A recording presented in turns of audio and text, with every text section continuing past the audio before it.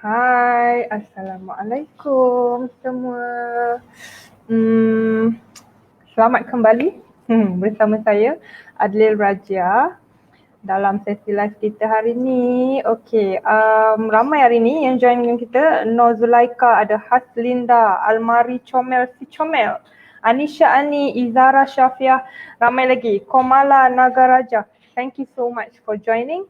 Dan hari ni kita punya topik agak kontroversi, tapi kita invite pakar hari ni. Saya tak berkeseorangan, InsyaAllah. Dan kita punya Dr. Azlinda Rita pun dah masuk, so kita invite dia masuk.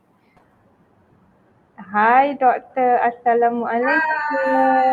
Assalamualaikum. Lama tak jumpa kan?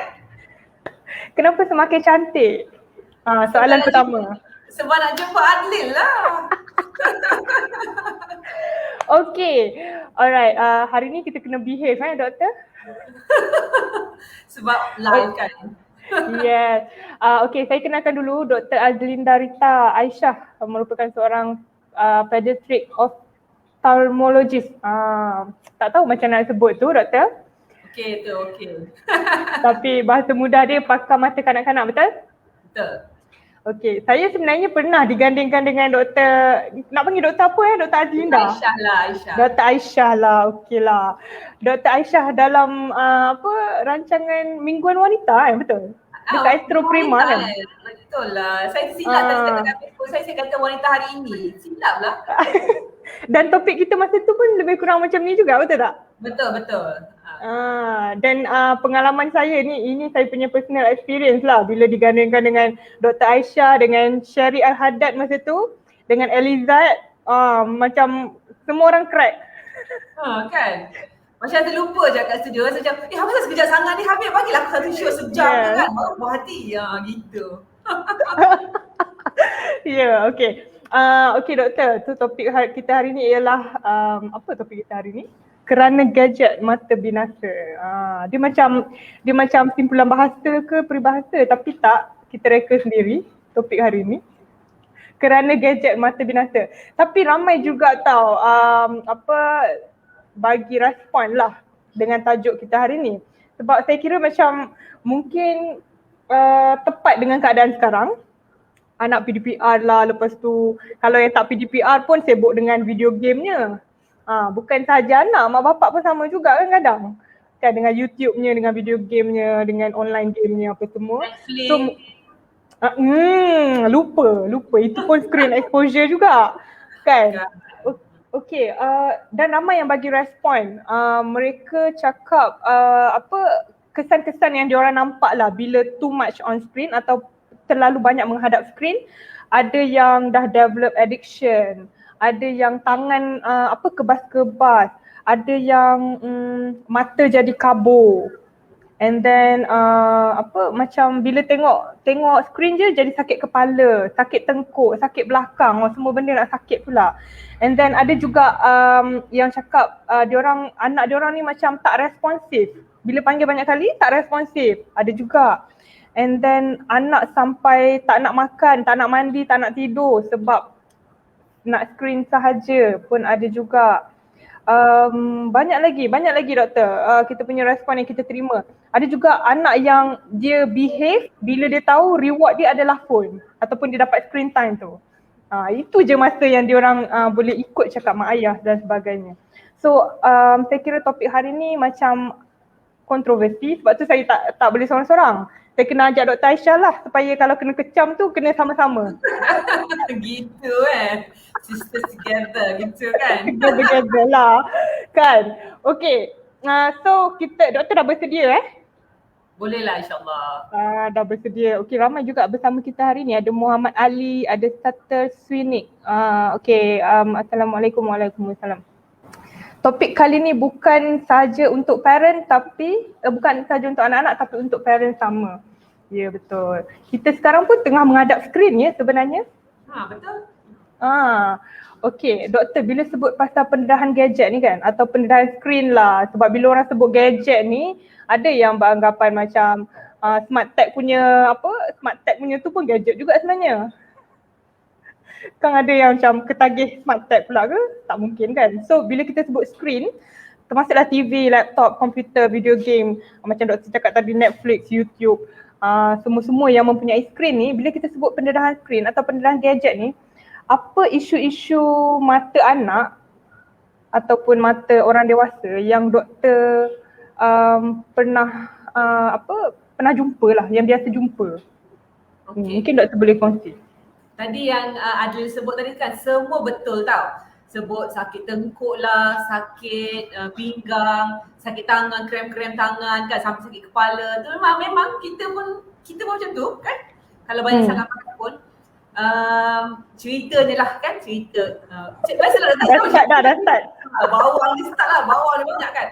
Dia kalau dia bermulanya daripada PKP pertama 18 Mac tu dia bermula. Kalau kanak-kanak yang memang dah sedia ada rabun, kebiasaannya kita akan jumpa setiap 4 bulan hingga 6 bulan. Kita akan jumpa mereka untuk kita periksa rabun mereka tu, pastikan rabun dia tak naik terlalu banyak. Kadang-kadang ada kanak-kanak tu dia ada alergi. So, kalau alergi budak-budak ni suka nak busuk mata. Kalau yang kecil-kecil sikit tu dia suka macam ni. Baru 2 minggu lepas ada satu budak ni bapak dia refer sebab ayah dia kerja occupational therapist. Jadi dia kenal dengan seorang doktor ni refer ke saya. Dia kata anak dia suka macam ni, bila tengok TV tu macam ni. Saya pernah jumpa, yes, okay. Bagus, pandai berlakon kan. Saya tahu lah anak dia. Dia tengok TV je macam ni. Tapi kalau main-main tak pula. Jadi bila saya budak ni neuro problem ke mata punya problem kan. Jadi kita ni manusia tak ada ilmu banyak sangat, jadi kita tak tahu, kita tanya orang kan. Jadi saya tanya orang neuro juga, orang neuro kata otak ni dia punya kedip ni lama. Jadi dia kalau kedip neuro disebabkan masalah saraf dia akan kejap. Tapi ni dia lama baru. Jadi itu disebabkan oleh dia alergi. Dan bapak dia pun perasan bila tengok TV je dia akan berlaku. Sebab bila tengok TV tu dia akan jegil, mata dia jarang berkelip. Bila jarang berkelip mata dia akan kering. Jadi masalah-masalah ni dulu-dulu zaman-zaman sebelum PKP berlangsung, sebelum ada COVID ni, dia tak ada. Saya dah doktor mata ni daripada 2008. Baru jumpa. Sekarang zaman-zaman sekarang ni baru kita ada kisah-kisah begini. Sebab budak-budak ni dulu-dulu main kat luar. Sekarang ni duduk depan TV je kan. Satu itulah anak-anak yang ada alergi, rupanya adik itu ada apa tahu? Dia ada alergi. Jadi bila ada alergi, dia budak baik, dia tak gosok mata, dia gatal mata dia tu kan. Dia kedipkan mata dia tu, nak hilangkan gatal. Satu lagi kalau kanak-kanak yang ada rabun ni kita tak dapatlah periksa. Dulu kita bagi follow up, terutamanya hospital kerajaan lah. Kita faham hospital kerajaan, dulu hospital COVID, hospital Sungai Buloh je. Sekarang ni semua dah jadi COVID, hospital hybrid kan, hospital mana-mana lah. Jadi yang mana bukan kes COVID tu terpaksa ditunda. Kalau dulu 4 bulan sekali, 6 bulan sekali dah dapat jumpa doktor, kita periksa naik power 25, 50, tambah lagi power. Dah 6 bulan baru jumpa, setahun baru jumpa. Yang mana mak ayah ada insurans boleh jumpa dekat hospital private tu, dapatlah kita periksa kan. Kalau dulu-dulu kanak-kanak ni mungkin yang umur 7-8 tahun naik power setiap 5 bulan, 6 bulan naik 50, 25. Sekarang ni terutamanya, ni kisah benar ni pemerhatian saya lah. Belumlah buat kajian lagi sebab kita pun tak dapat nak buat kajian secara besar-besaran. Yang PKP kedua, PDPR kedua daripada Disember Januari yang lepas 2020 sehingga Januari Mac 2021 ni. Kenaikan power kanak-kanak ni dia bukan lagi 50, naik sampai 100, 125. Kanak-kanak ni baru umur 7-8 tahun. Cuba bayangkan, umur 7-8 tahun power 4-500. Nanti dah remaja berapa power dia?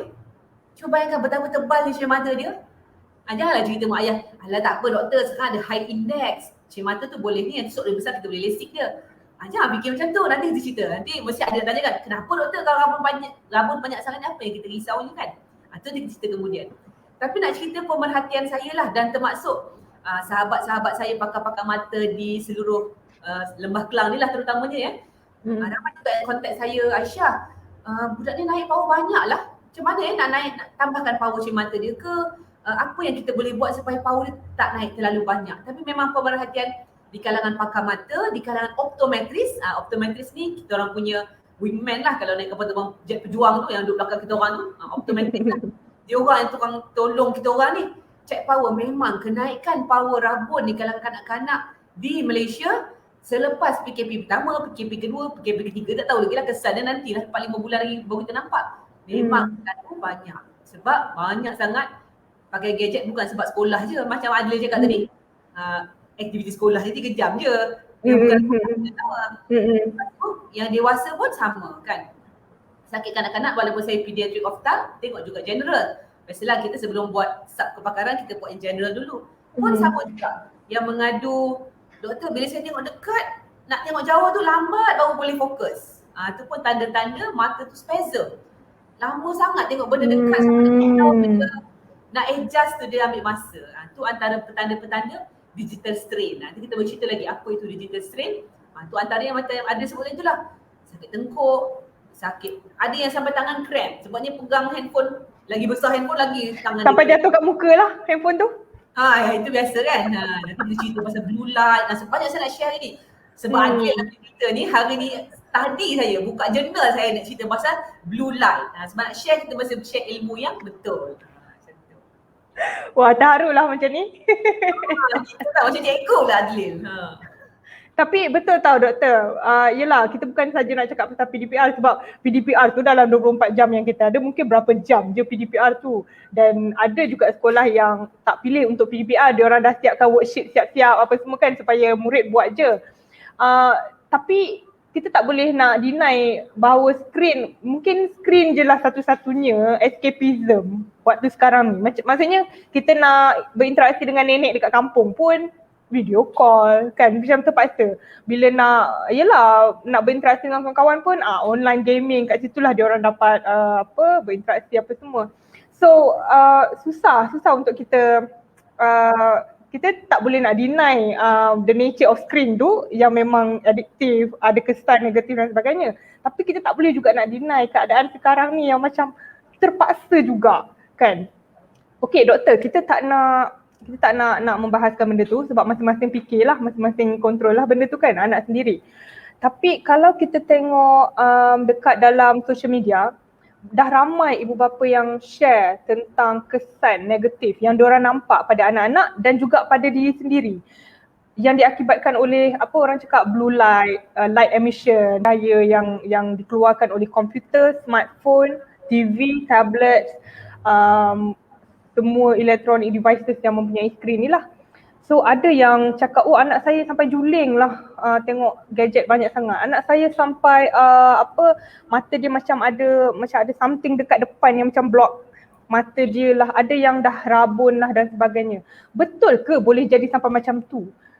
Sebab benda ni macam, ya ke tentang memang penyakit genetik lah apa benda kan. So betul ke boleh jadi macam tu, dan boleh tak doktor terangkan macam mana device yang, yelah device ni benda kan, alat kan. So macam mana benda ni sampai boleh effect kita punya mata, kita punya otak dan sebagainya.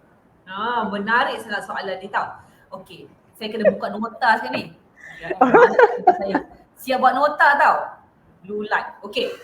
Blue light ni tadi saya baca lah, memanglah sebelum ni kita orang kalau pergi ke international conferences kan, memang benda ni satu benda yang sangat menarik untuk dibincangkan. Myopia ni adalah rabun jauh di kalangan tak kisahlah orang dewasa ke kadang-kadang, myopia lah nama dia. Kalau rabun dekat tu nama dia hyperopia. So myopia ni macam ada ni pandai tau. Yelah dulu buat PhD kan. Okey. Myopia ni dia rabun jauh. Memang kita ni duduk di Malaysia ni, kita orang Asia, kita memang terdedah kepada risiko rabun jauh. Saya pun rabun dulu sebelum saya laser. Kan? Memang ramai orang yang lasik pun. Bila kita duduk dekat Malaysia di Asia ni, kita memang terdedah pada risiko untuk rabun lah, mak ayah kita, atuk nenek kita. Tetapi ada satu kajian dia kata pada tahun 2050, berapa tahun lagi 30 tahun lagi daripada sekarang, separuh populasi dunia ni akan rabun. Maya kata, alah tak apalah doktor, nanti beli spek je lah kan, contact lens je kan. Bukan tu masalahnya. Masalahnya, rabun ni dia bukan sahaja rabun pakai mata. Dia ada komplikasi-komplikasi dia. Nak ceritanya mula ni kan. Masalahnya komplikasi tu sudah mula berlaku sekarang. Saya dah saya sebagai seorang pakar mata yang baru setahun jagung, taklah setahun jagung sangat. Tapi kira junior lah saya ni kan. Saya ramai lagi yang senior-senior yang sifu-sifu maha guru ni kan. Saya ni baru jadi pakar dalam 8 tahun lah. Hari ini saya sudah mula nampak komplikasi orang yang rabun jauh. Okay, saya tunjuk contoh kan. Siap dah device saya. Ni kan, ni bola mata. Okay. Bola mata kita ni bentuk dia macam ni lah. Bola ni kan. Kalau orang yang rabun jauh, bola mata ni dia akan memanjang tau. Kalau ni dia bulat, bola mata orang yang rabun jauh dia panjang macam betik. Memanjang. So bayangkan dia macam belon. Kalau belon tu sepatutnya dia bersatu je, tapi bila dia memanjang, dia akan jadi nipis lah. So bila dia nipis, dia senang koyak. Bila dia senang koyak, bayangkan belon yang koyak boleh tampak tak? Tak boleh kan? So ini adalah dulu-dulu masa saya buat masters, saya pernah jumpa seorang lawyer tau ni. Hari ni saya suka bercerita je. Fakta-fakta, blue light tu adalah 418 hingga 420. Korang tak dengar semua tu kan? Korang suka dengar cerita kan? Saya dulu lecturer, saya tahu. Anak murid saya dengar cerita saya je. Masa saya masters dulu, saya pernah jumpa seorang lawyer tau, umur 50 tahun. Dia kata, tiba-tiba je mata dia tak nampak sebelah. Saya pun tengok mata dia, itulah bola mata dia panjang sangat, retina dia menipis-menipis, lama-lama dah tak ada retina dah situ. Retina tu yang ni lah, yang orange ni kan, itu dah retina. Cuba bayangkan, situ dah tak ada dah, gegang situ. Nampak mata putih je. So, saya cakap, apa kat dia? Cakap, Cik, minta maaf lah, saya tak boleh nampak apa dah, memang situ retina tu dah tak ada. Tu dia kata, doktor, saya buta lah lepas ni. Buta lah cik. Tapi cik, saya lawyer, doktor saya lawyer. Saya cakap, saya nak buat macam mana? Memang dah macam tu. Ketika itu, umur dia 50. Saya buat masters tahun 2008 sampai 2012 kan. Sekarang kita 2021. Umur pesakit saya tu 50 tahun. Sekarang, bulan lepas, saya jumpa patient umur 30-an. 35 tahun. Mata dia dah dapat dah komplikasi akibat rabun jauh. Okay, bila kita dapat komplikasi ni komplikasi ni berlaku bila power 500 ke atas. Mak ayah yang dengar ni berapa di kalangan anak-anak anda yang power sekarang menghampiri 500? Saya bukan nak takutkan, tapi memang saya nak takutkan. Sebab ini adalah fakta. Saya tak cerita auta, saya cerita fakta saja. Sebab kalau tuan-puan nak Google ataupun nak cari dekat PubMed, PubMed tu dia senang sikit nak faham. Myopia namanya pathological myopia. Pathological myopia ni adalah rabun jauh yang berbahaya kerana bola mata tu memanjang dan dia menipiskan retina. Bila nipis, retina tak ada, tak boleh nampak lah kat situ. So bila power sampai 500, dia boleh bawa kepada komplikasi yang boleh menyebabkan kebutaan kekal. Kita boleh inject. Patient saya tu umur 30-an, anak 2, saya inject. Saya kata saya boleh inject 3 kali. Kalau dia pulih, pulih lah. Kalau tak pulih, minta maaf lah. Itulah kesudahannya. Jadi apa yang kenapalah macam nak pakai mata sibuk sangat kan? Kabul-kabul lah kan? Boleh pakai mata kan? Tidak. Masalahnya kita nak prevent benda ni berlaku. 2012 sampai 2008 sampai 2012 saya buat masters. Now 10 tahun kemudian saya dah jadi consultant. I'm starting to see the pattern now. The patients are getting younger. 20 tahun lagi saya tak jadi pakar dah. Saya dah tua, saya dah retire kan. Tapi 20 years from now, our children who are now 7 and 8 years old, they're going to be 27 and 28. At that age, they're going to be blind. They are born as someone who is seeing. Diorang nampak. Diorang membesar sebagai orang yang nampak pakai cermin mata. Satu hari tiba-tiba tak nampak. Diorang engineer, doktor, no, pilot. Satu hari tak nampak. Sebab apa? Rabun jauh diorang terlalu tinggi. Dia tadi Ali tanya, betul ke doktor ada orang macam boleh dapat komplikasi daripada rabun? Betul. Dan ada satu kajian, saya suka baca jurnal sebab dulu saya kerja universiti kan. Sekarang pun universiti juga. MSU Medical Center lah, ada sebelah universiti kan. Tapi saya suka baca jurnal. Sebab jurnal ni kisah benar. Dia bukan macam kisah-kisah tak benar kan.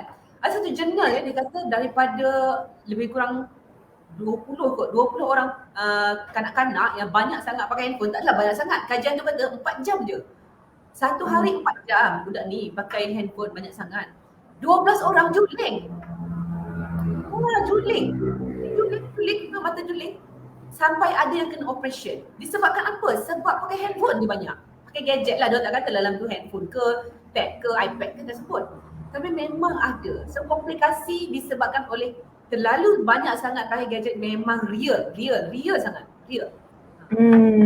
Pada saya sekarang saya tak jumpa lagi yang juling-juling ni. Tapi yang disebabkan oleh rabun jauh yang terlalu banyak tu memang sudah ada. Sekarang kita tak nampak lagi kan anak-anak kita okey lagi kan. Dah ada 300. Cik cuba bayangkan anak kita umur 7-8 tahun power 300. Mereka nak membesar, cuba bayangkan dia nak meninggi. Sebagaimana mereka meninggi, bola mata mereka juga akan makin memanjang. Bila makin memanjang, power mereka akan bertambah.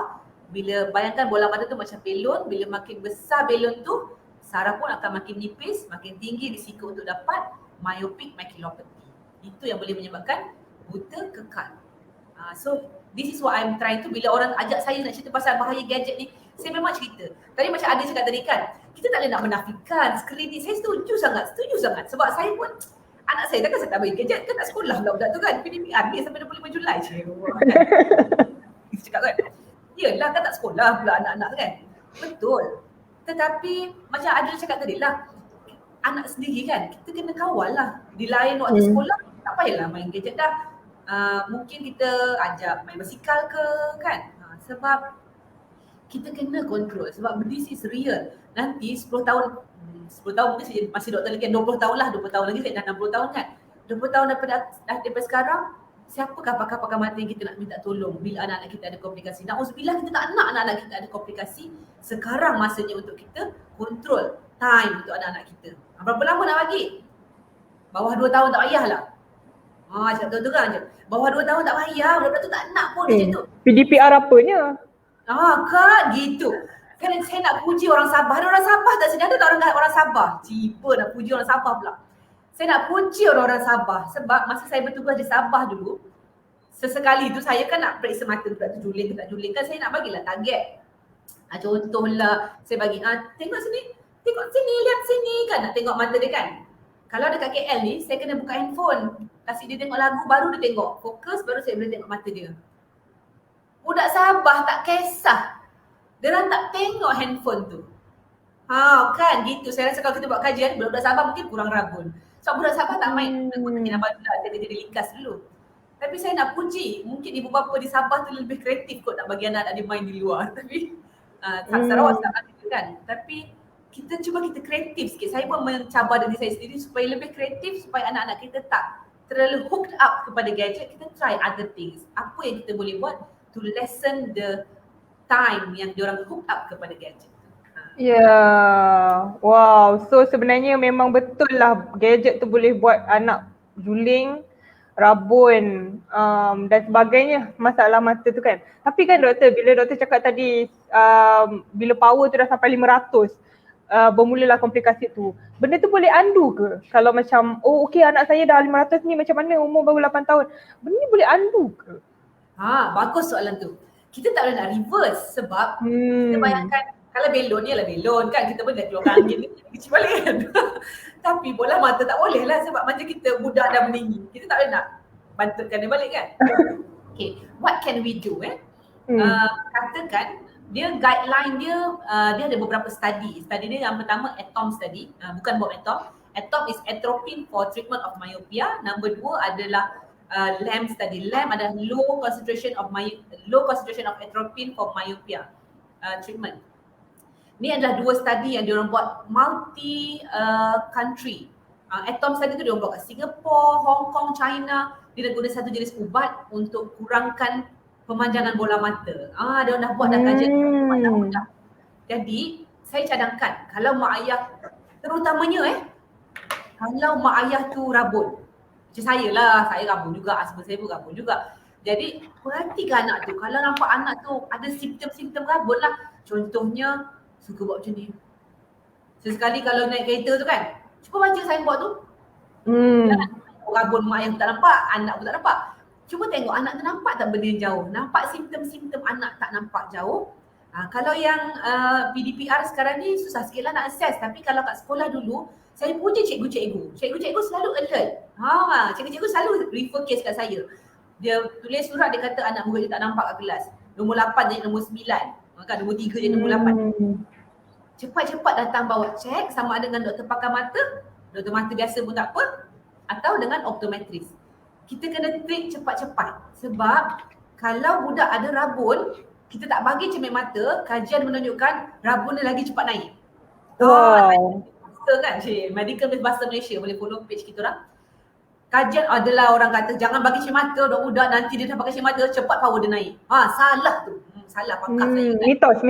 Mitos. Budak-budak kalau dia rabun lagi kita kena bagi cermin mata. Kalau kita tak bagi cermin mata, walaupun cermin mata contoh power dia 200, kita bagi dia power kurang sikit lah doktor, jangan bagi dia penuh, nanti nak suka sangat share mother tu lagi cepat power dia naik. Salah Kajian menunjukkan kalau katakan power anak kita 200, kita kena bahagi power dia 200. Tak boleh bagi kekurangan power pada spek anak-anak tu, dia akan stimulate lagi power anak tu untuk naik. Jadi kalau anak-anak, kalau katalah anak contoh 7 tahun power 100, bolehlah jumpa optometris bagi cermin mata. Tapi kalau katalah power dia umur 7 tahun power 200, bawa jumpa doktor pakar mata lah. Sebab kadang-kadang dia ada rabun silau. Rabun silau tu ada treatment dia lain. Lagi satu, kalau power dia lebih 200, kita ada ubat yang boleh power tu jangan naik banyak sangat. Atropine tu lah. Atropine tu tak boleh doktor lain bagi. Maknanya tak ada beli dekat farmasi sendiri ke. Belilah ubat magic di Facebook, Instagram, pakai titik mata terus baik. Tak ada Tak ada. Itu semua ngarut je. Ngarut. Jangan beli. Dan tahap apa ubat dalam tu kan. Ubat tu hanya pakar mata je boleh bagi. Tak semestinya pakar mata, kadang-kadang pakar mata biasa pun boleh bagi, tapi mesti pemerhatian anda doktor pakar mata lah. Wow, umur berapa tu doktor suggest parents bawa anak assess mata? Bila ada tanda-tanda macam tadi tu je ke, atau sekarang pun boleh rasa macam sesaja nak check? Selain daripada dia suka screen mata, dia suka kecilkan mata dia. Satu lagi budak kecil dia suka tengok dekat tu, memanglah kan. Macam tu. Macam nak masuk dalam gadget tu. Kalau anak saya macam tu, Umi cuba Umi tengok ni. Ya Allah, aku nak kabur dekat. Jauh sikit. Kenapa Umi suka jauh? Kita suka dekat. Macam tu kan, mentanglah budak kecil. Kan? Suka tengok dekat tu memang biasa budak kecil. Suka tengok TV dekat. Tapi kalau budak kecil yang pre-verbal, maknanya dia belum pandai bercakap, dia suka tengok TV dekat-dekat, tu satu. Satu lagi, kadang-kadang dia orang ada abnormal head posture. Minta maaf saya kena berkata abnormal, kadang mak saya tak suka. Ni apa doktor tu? Anak normal lah. Kan? Tak, ni term je. Abnormal head posture tu, saya ada seorang budak ni, comel sangat. Anak doktor. Dia tengok TV je macam ni. Mesti arah yang sama je. Dia tengok macam tu. Bila kita betulkan balik kan, macam ni balik. Tu nama dia face turn. Ataupun kepala telling ni. Sentiasa telling. Sebab apa? Sebab dia ada astigmatism ataupun dia rabun silau. Bila dia telling tu, itu adalah angle dia yang dia akan nampak paling jelas. Allah bagi ilham kat dia supaya mata dia jelas. Sebenarnya kan lagi cepat datang lagi bagus. Sebabnya kalau lambat-lambat takut nanti jadi mata malas. Power tinggi ni kalau tak cepat-cepat treat, nanti dia jadi mata malas. Otak tu tak dapat stimulation sebab otak kita sebenarnya yang akan interpret apa yang nampak tu kan. Contohnya pen. Mata ni dia adalah conduit je kepada otak kan. Tapi kalau mata tak blur, otak tak pernah tahu ini adalah pen. Macam itulah. Faham. Pasal blue light tadi ada terlupa pula. Minta maaf lah adik, saya macam tiba ni ada macam apa kan. Tapi jangan-jangan kan setahun tak sekali kan. Blue light tadi adik sana kan. Baca lah tadi kan, nak share lah ilmu. Okay, blue light tu daripada mana kan? Sebenarnya semua cahaya pun ada blue light. Dalam cahaya, kita cahaya matahari ni, kita ada cahaya nampak, cahaya tak nampak kan. Ada infrared, ultraviolet, cahaya pelangi. Cahaya pelangi tu cahaya putih lah. Cahaya pelangi kita ada berapa? Tanya atlet tiba-tiba 7, betul kan? 7 kan ada indigo lah, biru, merah, jingga semua tu kan. So cahaya biru ni dia ada banyak-banyak spektrum. Ada yang turquoise, ada yang macam-macam biru lah. So dia ada spektrum tertentu biru ni yang berbahaya untuk mata. Adalah spektrum dia 415 hingga 488 kalau tadi saya dah baca. So sebenarnya dalam semua cahaya pun ada warna biru ni. Tetapi dalam handphone ni memang dia ada blue light, LED, AMOLED kan. Lampu kita ni pun ada LED. Tetapi kenapa kita perlu sebenarnya cahaya ni? Sebenarnya kita perlu. Ada satu benda nama dia circadian rhythm. Okay? Circadian rhythm ni kita dapat daripada cahaya matahari. Penting untuk kita manusia lah kan, expose kepada cahaya matahari setiap hari supaya dia regulate kita punya rhythm seharian 24 jam. Kita tahu ni pagi, tengah hari, petang, malam aku nak tidur, besok pagi aku akan bangun. Itu 24 jam. Itu daripada kita punya pineal gland. Tapi yang paling kuat daripada cahaya matahari tu adalah cahaya biru. Jadi cahaya biru ni kalau terlalu banyak sangat, patutnya kita dapat waktu bila? Siang je lah kan. Pagi sampai petang cukup lah, malam tak ada dah. Tapi banyak pula cahaya biru tu dalam handphone kita kan. Siang, malam, pagi, petang kita duk menghadap dia. So apa fungsi cahaya biru dengan circadian rhythm ni? Dia mempengaruhi kita punya tidur, kita punya mood dengan kita punya cognitive function. Cognitive function tu macam pemikiran, focusing. So ada orang tanya saya, betul ke doktor kalau anak banyak sangat main handphone tak boleh fokus, ganggu tidur? Sebenarnya betul. Terutamanya kalau all the time main handphone sebab memang ada blue light tu kan. Dan sebelum tidur. Jadi tadi pembacaan saya tadi memang dia kata dicadangkan sejam, at least sejam sebelum tidur. Kita pun, orang dewasa pun elakkan daripada guna handphone ni sebab dia memang emit blue light tu yang boleh ganggu kita punya circadian rhythm. Wow. Saya pun membaca, saya pun dapat ilmu baru, so saya share. Kaca je padahal dia memang dah tahu. Kalau tak takkan jadi pakar mata. Okay, Dr. Aisyah, thank you so much. Tiba-tiba banyak soalan masuk ni. Macam ni Tuan Muhammad Ali cakap, sekarang ada cermin mata khas untuk anak-anak tengok phone dan gadget, sesuai ke penggunaannya? Okey, sekejap lagi kita jawab. Siti Syuhada pun jawab tanya soalan yang sama. Kalau pakai cermin mata khas tapi anak-anak tengok phone lebih sejam, tetap dapat rabun juga. Dan masalah-masalah mata yang lain. Okey, ada banyak lagi ni soalan ni. Nanti dulu saya jawab yang kita try tanya yang dua ni dulu. Okay. Sebab kalau sejak PKP last year kan, March last year, tiba-tiba banyaklah iklan dekat social media ni masuk cermin mata khas, cermin mata kanak-kanak untuk menonton gadget, cermin mata blue light kanak-kanak. Lepas tu harga dia Allah murahnya. Rasa macam tak logik pula harga tu kan. Macam memang mampu milik lah. Memang murah lah ya? Memang murah sangat. Ada yang belas-belas, ada yang tak sampai RM10. Jadi macam membuatkan parents ni, kuat pula bunyi motor tu. Membuatkan parents tu rasa macam, oh tak apalah anak aku menghadap skrin lama-lama, kan ada cermin mata ni. Kan? So macam mana doktor melihat perkara ni? Betul ke berkesan dan boleh percaya ke? Okay, bagus sangat.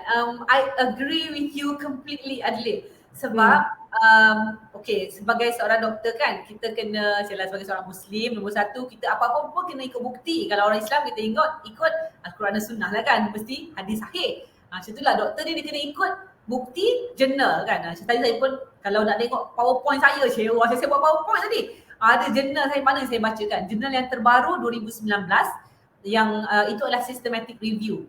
Okay, sebagai doktor kita ada meta-analysis, systematic review, lepas tu dia ada case report, case study, dia banyak-banyak lah. Okay, kalau meta-analysis tu dia adalah banyak study, dia compare, dia compile.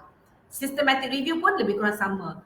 So yang 2019, systematic review, dia ambil beberapa study, dia compare, keputusannya tidak kukuh.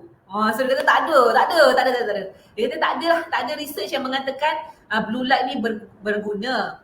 Sebab dia kata blue light ni ada dua benda pada mata yang boleh mengganggu. Satu cataract, nombor dua adalah age related macular degeneration.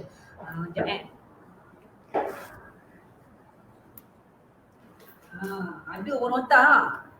Biasalah dulu lecturer. Age related macular degeneration ni, kalau orang biasa dia punya saraf tu rata je. Kalau orang ada AMD tu dia contohlah bonjol-bonjol macam tu kan. Itulah yang orang risau blue light ni. Nombor dua cataract lah. Cataract tu kita tahu yang kanta tu jadi putih kan. So kajian systematic review ni dia kata tak ada pun kajian yang kukuh mengatakan blue light filter ni berfungsi untuk mengelakkan gangguan kepada mata tu lah. Okay, lepas tu saya jumpa satu pula paper daripada Serbia. Orang tak suka kan, satu Israel, satu Serbia, orang tak suka kan. Tapi tak apalah, kita ambil je ilmu dia kan. So Serbia ni research yang terbaru, baru publish 2021. Dia kata blue light filter ni membantu. Tetapi di kalangan orang dewasa. Bukan orang dewasa. Dia kata mengganggu dari membantu dari segi apa? Bukan dari segi function. Bukan dari segi function. Maksudnya bukan dia orang best lah. Mata dia banyak visual field test lah. Banyaklah scotopic test lah. Semua yang tu semua tak membantu kecuali dari segi comfort sahaja. Dari segi comfort.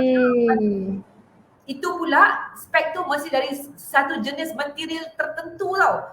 Tadi saya tanya optometrist saya, Kak, spek mata ni buat dari material apa? Dia pun cakap, dah saya pun bukan pakar bahagian tu kan. Confirm bukan belah-belah ringgit. Kan. Jadi yang belah-belah ringgit tu saya tak suggest lah. Yang pastinya kan, research tu kata, research even yang Serbia punya research pun yang mengatakan dia membantu dari segi comfort tu pun, dia kata the best way to prevent side effect from blue light is to limit the time exposure. Time tu yang paling penting sekali. So apa kita kena buat? Kita limitkan time anak-anak kita daripada gunakan gadget tu. Sebab macam tadi lah saya cerita, sebab dia mengganggu circadian rhythm. Anak-anak kita nanti tak fokus kan. Ada orang cakap anak saya tak fokus. Sebab banyak sangat blue light tu. Jadi kita elakkan daripada penggunaan. Satu lagi please lah jangan percaya ubat-ubat titik mata. Sebab saya kan Mythbuster kan, promote lagi kan. Ubat-ubat titik mata, anak saya tak payah pakai shade mata, pakai je ubat titik mata nanti hilang gabun. Tak payah percaya Tak tahu nak marah ke apa tu kan. Kan. Okay, so sebab ramai yang tanya blue light filter, apa benda dekat phone, sebab kadang-kadang kita punya screen apa ni? Kita kan ada screen ni, kan ada blue light punya protector lah apa benda kan. So maksudnya doktor tak mengiyakan benda tu lah. Okay, on the phone is different. On the phone is different. Sebab on the phone tu saya agree. Yang tu you pakai cermin mata kan. Sebab satu lagi macam Adlin cakap tadi lah. Bila you pakaikan cermin mata pada anak-anak, you have that false sense of security. You rasa macam tak apalah you pakaikan cermin mata, nanti anak main lah kau 12 jam pun tak apa. Kan dah ada cermin mata. There is a false sense of security. Sedangkan benda tu tak betul. Tetapi kalau katalah anak-anak nak PDPR kan, boleh pakaikan dia orang night mode tu. Sebab that will reduce the transmission of blue light. That is correct. Saya pun sampai sekarang memang blue light lah. Memang night mode lah. Night mode. Memang itu memang betul. Itu I agree. I see. So dah dapat satu tip. Night mode. Sebab dekat komputer pun sebenarnya boleh start kan benda tu. Betul. Night mode. Okay. Okay, thank you so much doktor. Saya pun macam banyaknya benda baru belajar hari ni ya. Okay, doktor. Ada orang kata kan, ada orang kata padahal kau yang cakap kan. Ada orang kata lah kan, ada orang kata handphone dengan handphone dengan komputer je yang bahaya. TV tak apa sebab jauh. So TV unlimited time tak apa. Biar ada macam bunyi-bunyi sikit, tak adalah sunyi sangat rumah tu. Betul ke doktor? Okay. Handphone dengan komputer pun sebenarnya adalah dua kategori yang berbeza. Dia dua bangsa yang berbeza tau. Macam bangsa Johor dengan bangsa Malaysia tiba kan. Maklumlah Johor kan gitu. Tiba iklan. Sebab kajian menunjukkan, saya pun ambil kajian juga yang tadi. Saya pun sempat dapat soalan dari kecil. Kita dapat soalan dah sebenarnya bukan. Sebab bila kita guna handphone ni dia kecil. Bila dia kecil, cuba tengok mata saya.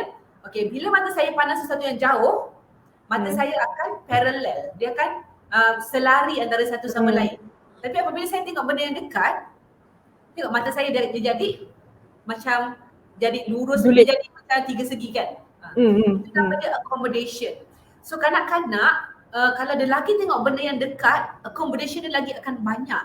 So handphone versus komputer sebenarnya dia dua benda yang berbeza. Dan jarak pandang tu pun berbeza tau. Kalau tengok gambar budak-budak, dia tengok handphone lagi dekat kan. Kalau tengok laptop tu jauh sikit, tengok TV lagi jauh. Kalau TV tu jauh lah, kalau TV tu dekat sama dengan laptop kan. So sebenarnya all are screens, but saya nak bagi tips lagi ni untuk PDPR kan. Lagi kecil budak lagi besar screen kalau boleh. Lagi kecil budak lagi tinggi risiko dia nak dapat rabun. Jadi kalau katalah kat rumah ada satu laptop, satu tab, dua handphone, anak 4. Macam saya kata kan. Jadi yang besar-besar tu terpaksalah bagi handphone. Kalau mampu, tapi saya faham tak semua orang mampu, saya pun atuk dia sponsor kan. Beli tab kan. Jadi lagi kecil budak lagi besar skrin. Sebab kita tak nak dia accommodate. Lagi banyak dia accommodate, lagi tengok benda dekat, lagi dia akan tinggi risiko untuk dia dapat rabun. So adakah handphone dengan komputer je yang bahaya, TV tak bahaya? I would say TV is the lesser of two evil. Sebab sini ada budak-budak yang dia ada juling, contohnya mata dia ada lazy eye. Juling dengan lazy eye lain nanti kita kena buat satu topik lain tu. Contohnya mata dia ada lazy eye. Lazy eye ni minta maaf lah guna perkataan lazy, tak suka juga perkataan lazy ni negatif kan. Dia amblyopia lah kalau nak nama glamour sikit. Dia mata dia nampak normal tapi tak nampak. Sebelah nampak, sebelah tak nampak. So kita kena praktiskan dia untuk mata yang tak berapa nak rajin tu kita kasih dia rajin. Mata yang rajin tu kita kasih dia tidur. So mata yang rajin tu kita tutup. Mata yang tak rajin tu suruh dia kerja. So budak tu dah tak nampak. So tak tutup pula mata tu. So nak suruh dia buat apa kan? Doktor dia tak nak doktor. Bila saya tutup mata dia, nak tidur je. Tak jadilah kan? Jadi apa saya suruh buat? Tengoklah TV. Tapi TV mesti 2 meter. TV tu mesti jauh. Dah bapak dia pula kata, tapi doktor dia duduk dekat dengan TV tu macam nak melekat kat TV tu. Saya pun cakap dengan dia, pasang TV dekat dinding. Takkan dia nak tengok macam ni kan? Lama-lama sakit tengkuk dia kan? Ayah letak sofa dia jauh-jauh. Alhamdulillah selalunya macam tu. It's the lesser of two evil. Waktu buat patching tu, waktu kita nak train mata yang malas sikit tu, kita jangan bagi dia main handphone.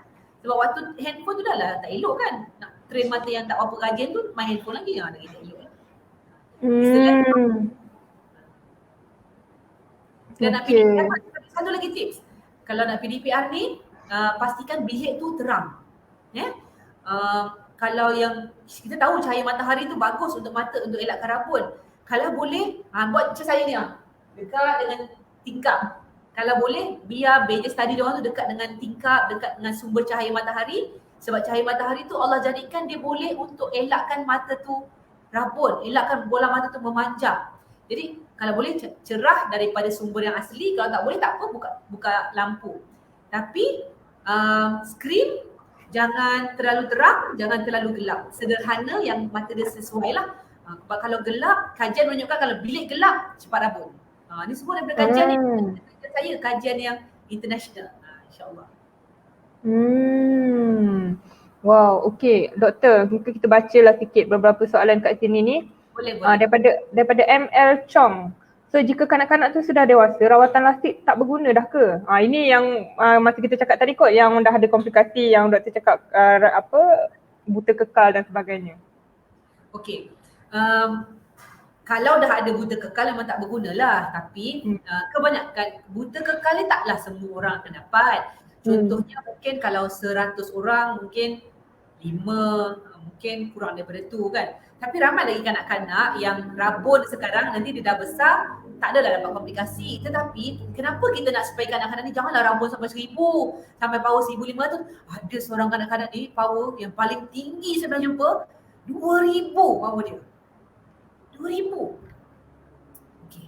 Kalau kita buat lasik saya cerita sikit pasal lasik lah. Mana pula mata saya punya kornea? Ni dia kornea dia. Ni kornea kornea ni bahagian depan. So nanti bila kita buat lasik, kornea ni lah yang kita akan nipiskan untuk kita kurangkan power. Saya pun tak pandai lagi buat lasik. Saya bukan refractive surgeon. Tapi bayangkan kornea ni tebal dia banyak mana je kan. So kita nak nipiskan dia ikut power. Kalau macam dulu saya buat lasik, power saya 500, dikurangkanlah 150. Power saya 500, kurangkan 150. So kalau power dia 1000, nak kurangkan banyak mana? Bocor pula kornea tu. Ni cara kan. Jadi ada kanak-kanak ni kita tak nak power dia tinggi sangat sampai dia tak boleh buat lasik. Ataupun kita boleh buat lasik tapi nanti masih lagi kena pakai cermin mata. Sebab tu kita nak treat dia orang sekarang supaya katalah power dia sekarang 100. Nanti dia membesar power dia sampai 500. Okeylah, nanti kita masih boleh buat lasik untuk dia. Tapi kalau ada buta kekal memang tak boleh lah nak buat lasik dah. Buat lasik pun masih tak dapat. Okay. So key dia dekat situ prevent lah. Prevent is better than cure. Betul. Okay. Putri Nur Adilah nak exercise mata tengok pokok hijau dan mata tengok objek jarak dekat dan jauh. Betul ke doktor? Betul kan. Sebab kan kalau kita baca surah banyaklah dalam Quran tu kan. Kalau kat syurga tu kita punya sutera tu sutera hijau kan. Ustaz pun cerita, saya ikut Gulam Dakwah punya kelas tadabbur kan. Ustaz pun sebut, kenapa sutera dalam syurga tu hijau? Saya pun fikir, entahlah, saya taklah suka hijau. Sebab manusia sebenarnya suka hijau. Kan betul juga kan, kalau kita letih, kita suka tengok warna hijau kan, memang bagus. Sebenarnya hijau tu memang relaxing. Tapi yang paling penting, ingat 20-20-20 rule. Setiap 20 minit, tak kisah dewasa ke kanak-kanak ke, lepas 20 minit kita tengok benda pada jarak dekat, kita tengok benda pada jarak jauh 20 meter selama 20 saat. Bila tengok benda pada jarak jauh, betul. Ataupun kalau kita kat dalam office kan, saya ni kan, saya letak kalender saya jauh supaya saya boleh tengok benda jauh setiap 20 minit. Tapi betul, tengok benda hijau tu memang dah sangat relaxing kepada mata kita. Okay, so betul. Thank you Puteri Nur Adilah for asking. Okay, benar doktor bercakap kena minum Milo. Tak apa, tak puasa, okey. Okay, doktor, kalau macam hari tu kan kita ada live dengan pakar pendengaran. So kalau macam pendengaran, kita punya telinga ni had dia ialah 80 desibel. Dan kalau 80 desibel pun ada tempoh masa dia. Macam kalau lebih daripada tu nanti ada komplikasi dan sebagainya. So kalau mata macam mana? Ada tak had dia? Had ataupun guideline yang kita boleh, satu yang doktor dah cakap tadi lah 20-20-20 tu, lepas 20 minit tengok benda yang jauh 20 meter selama 20 saat, betul? Betul. So ada tak lain punya limit ataupun guideline atau limit screen time tu sendiri ke? Okay, WHO diorang tak ada keluarkan guide dari segi berapa lama time dia tahu. Tetapi saya ikut guru saya lah, dulu saya berguru pediatric optal kan. Kalau kita tengok WHO, dia cuma cakap kanak-kanak di bawah 1 tahun tidak boleh restrain for 1 hour. Maknanya kalau kita bagi dia gadget, budak tu tak bergerak tau. Dia kena ikut. So that's why I discourage, saya memang discourage 2 years old and below no gadgets. So saya punya guideline lah, ni saya punya guideline sendiri lah, nak bagi Dr. Aisyah punya guideline ke kan. 7 years old and below, saya bagi 1 hour a day. Macam anak saya Uwais, saya bagi 1 hour a day, tapi break, maknanya half an hour. Sebab half an hour tu minta dia. Itu sebenarnya kan, kalau sebelum saya sambung itu 7 to 14 saya bagi 2 hours a day maximum. Ni outside, ni kau cuti sekolah kan? Not more than that. 14 and above 3 hours a day maximum. So gunalah family link ke apa, kita orang guna family link, habis dia tu padam lah tu, tak boleh guna dah handphone dia kan. So itu juga sebenarnya satu cara yang guideline yang bagus tau. Katakan anak you 5 years old, anak saya yang kecil 5 tahun Kalau kita minta cakap wise ada 30 minit, tengok jam sampai nombor 6 contoh 5 minutes kita bagi dia cue. Ni ada lagi pandai lah parenting kan. Ni saya pun belajar daripada orang lain juga. Kita nak ambil gadget tu, jangan terus ambil, kita marah tengah short main kan. Kita kena bagi dia cue 10 minit sebelum, 5 minit sebelum. Cakap wise, lagi 5 minit Umi ambil. Jam tu sampai nombor 6 Umi nak ambil. Kalau kita nak ambil, dia kata okey. Lepas tu kita nak ambil, dia marah, dia dah ada addiction dah. That is a problem already. Masa tu memang yang kena cold turkey ke apa, memanglah. Sebab tadi ada cerita kan, ada yang nak makan kena gadget, nak mandi kena gadget, aku tak faham juga lah macam mana tak basuh dalam air kan. Tapi that is a cue. Macam anak-anak saya pun yang remaja tu pun kadang-kadang minta, Umi tak cukup lah 2 jam nak minta tambahan. That is a cue that they are already addicted to the gadget. Sebab memang ini saya daripada bagian mata kan. Kalau ada buat ajar orang lain yang bagian parenting, mungkin bagian psikologi kan, macam mana development mereka. Sekarang ni ada suami saya baca pasal kadang-kadang sekarang tak pandai menulis sebab dia orang banyak sangat typing. So kita kena anak-anak kita menulis sebab dia bahasa dia orang tu dia orang type. Kan anak saya 5 tahun dia pandai type WhatsApp tapi I don't know whether he can write properly macam kita dulu kan. So it's affecting a lot in our life and memang kita sebagai parents takkan nak suruh cikgu, sial cikgu. Kan I disagree sama orang macam ni, cikgu lah. Kan cikgu tu 40 orang buat anak dia, anak kita 4 orang betul jaga ke macam tu lah. Kan tiba kan. Betul-betul. Yes. Tiba-tiba saya pun macam sentap juga. Sebab mungkin kita pun regress juga kan. Mungkin kita cakap anak macam tak kerti menulis ataupun tulis pun short form atau bahasa tu macam susun ayat tu pun tak betul dan sebagainya. Tapi sebenarnya kita pun orang dewasa pun ada juga yang regress dari sudut kemahiran bertutur, kemahiran menulis sebab kita dah jarang menggunakan kemahiran tu kan. Tapi nak mengkontrol tu pun macam doktor cakap tadi kan, apa pun kontrol lah time dia je. Itu je dia punya langkah pencegahan dia. Blue light, cermin mata blue light tu apa benda semua, itu hanya memberikan comfort tapi kembali juga kepada masa pendedahan tu sendiri. Betul. Tapi bila anak ni dia tak boleh nak kontrol sebab dia hanyalah anak, dia hanya tengok mak bapak dia. Kalau mak bapak dia pun tak reti nak kontrol, itulah persoalan yang kena jawab dekat diri sendirilah. Betul tak? And saya pernah dapat, saya cerita lah kan. Ada satu patient saya dulu, budak ni 5 tahun, budak perempuan, cantik, dia memang model, she's a model. So mak dia reward dia, sebab dia model, so dia kaya lah, dia ada duit sendiri kan. So mak dia reward dia dengan belikan dia iPad sendiri. Dia ada adik-beradik dua, abang dan kakak dia. So dia ni sebab dia pandai, so dia, bukan pandai, sebab dia ni model. So dia banyak side kan, shooting. So mak dia tak hantar dia sekolah, mak dia ajar dia sendiri. So she is macam, satu tak ada interaction dengan orang lain. Lepas tu dia ada iPad dia sendiri. Bila dia behave, mak dia reward lagi dengan dia main iPad dia sesuka hati. So satu hari, cameraman, fotografer tu perasan mata dia juling. So mak dia panik macam, macam mana anak dia juling ni sebab dia anak dia model. Macam tak boleh, walaupun juling tu sekali-sekala, tak boleh lah macam bila snap tu tak all the time. Sebab bila you kena photoshop you punya gambar tu jadi lama ke, saya pun tak pasti. So jumpa kat kita orang, terus masa saya masih berguru dengan seorang guru saya. Guru saya tu, specialist tu dia kata, you kena stop you punya iPad altogether, cold turkey. Tak boleh langsung. Kalau you nak anak you pulih, stop. 6 months you come and see me back, I will prove to you, anak you akan baik. Saya masa dengar kan, garang betul saya punya boss hati ni kan. I wouldn't say what nama dia lah. Baik mak dia kata, betul doktor, saya memang bersalah. Dia dah lah tak sekolah. Tapi sebab dia, abang kakak dia nakal, saya tak bagi iPad. Tapi abang kakak dia tak juling sebab tak main iPad. Dia sebab dia baik, bagi lagi main iPad. Tak sekolah waktu tu, bagi lagi main iPad. 6 months, straight mata dia. Tak ada intervention apa pun. Tak ada intervention apa, tak ada pakai spek apa pun. Straight mata dia. Doktor tanya, what did you do? Saya cold turkey doktor, saya ambil iPad dia, saya tak bagi langsung.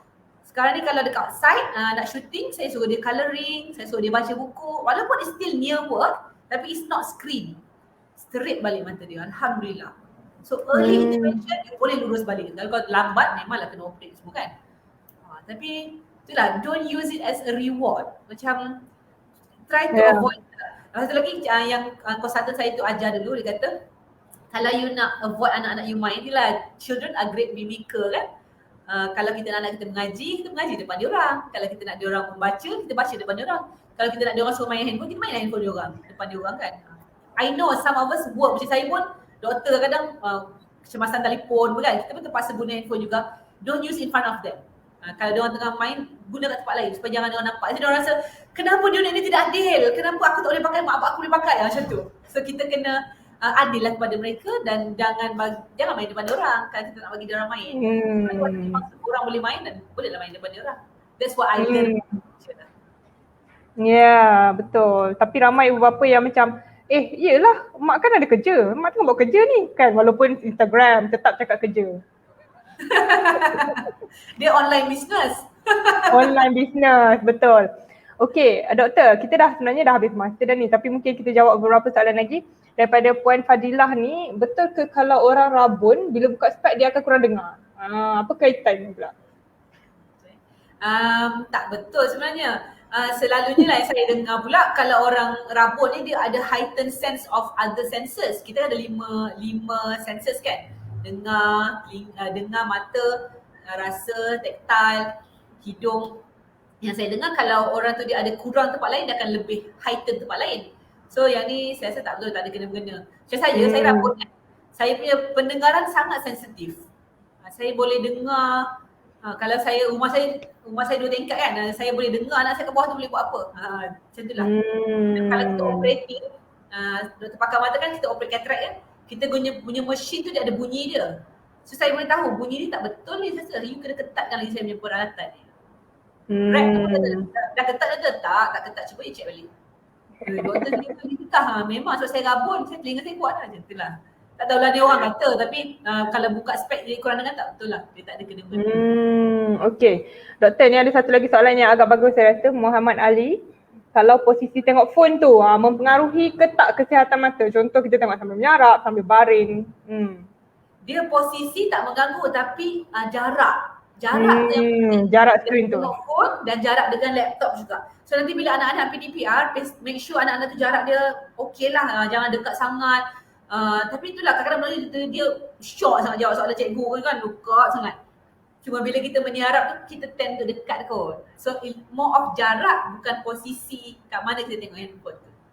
Ya. Sebenarnya mungkin Tuan Muhammad Ali ni tanya untuk diri sendiri ni. Apa? Ini relevan untuk semua orang. Mak, ayah, anak-anak pun relevan, insyaAllah. Ya, betul. Okey, Khalifah Nabilah ni kan, jadinya bila kita dah bagi phone 1 jam sehari, tak boleh bagi anak tonton TV. Ini soalan ni bagus sebab saya rasa macam dah habis dah main game, tengok TV lah, mak dah tak bagi handphone, tengok TV lah. So macam mana doktor? 1 jam tu apa?